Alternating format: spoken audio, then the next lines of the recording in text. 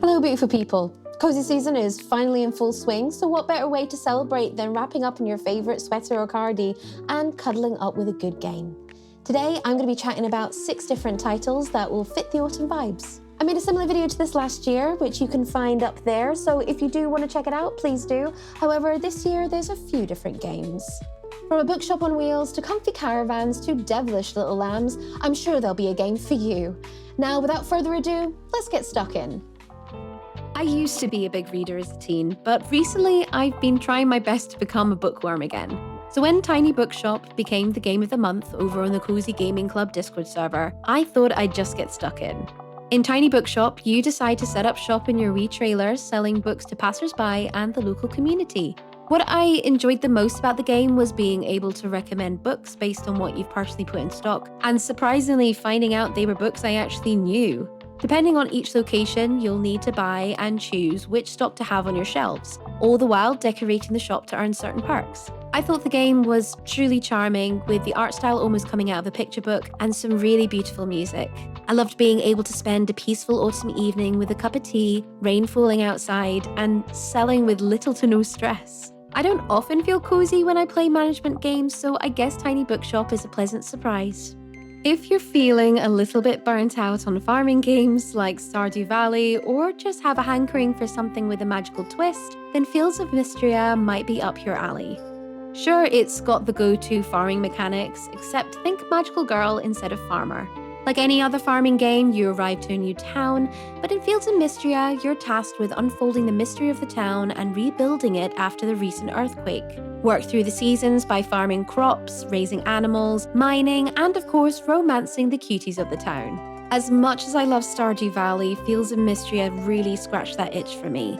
Plus, with the art style being reminiscent of my favourite anime Sailor Moon, it's almost a match made in heaven. If you're a fan of unpacking and infested with wanderlust like me, then you will no doubt love this game. In Campervan Make It Home, travel through the story and map in your very own campervan, which you can decorate and customize to your heart's content.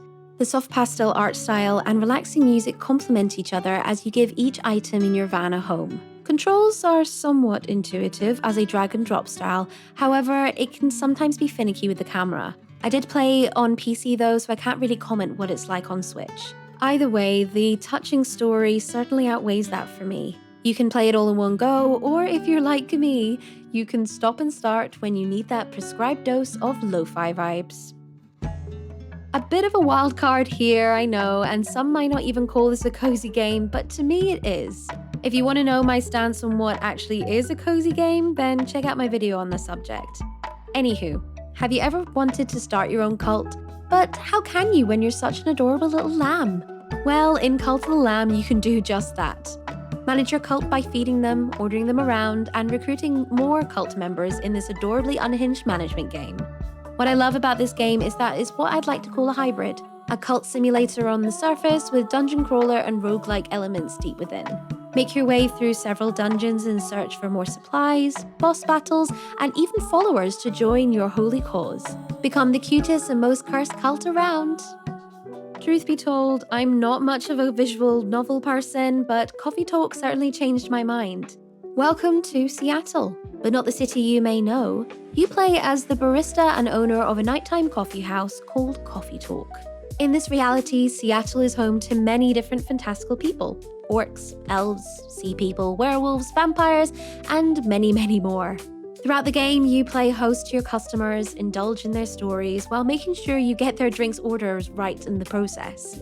The entire game is charming and touching, set to cozy vibes, personal storylines, with a lo-fi soundtrack and 90s pixel art style. I would also recommend its sequel Hibiscus and Butterfly if you want to continue with the Coffee Talk vibes, and also have a few extra features sprinkled in. Last but certainly not least, this game is perfect if you're looking for a game more fitting for the spooky vibes. In Call of the Sea, you play as Nora, who is in search for her missing husband's expedition in the South Pacific during the 1930s. While there's no combat, you'll be kept occupied by the deep story, puzzles, and chilling atmosphere drenched with Lovecraftian vibes. I played Call of the Sea on stream several years ago on PC, however, with its recent Nintendo Switch release and recent sequel announcement, I thought it'd be a good choice to mention. Drawing inspiration from games such as Myst and Firewatch, expect to be kept on your toes and your mind ticking. The game also has a few different endings, but let's just say the ending I got may have left me grabbing some tissues. So, there you have it, 6 games which to me perfectly capture the spirit of the season. Whether you're stocking shelves in a tiny bookshop, tending enchanted fields, or leading a cult of devoted followers, I really hope that a game on this list is going to keep you occupied during these autumn nights.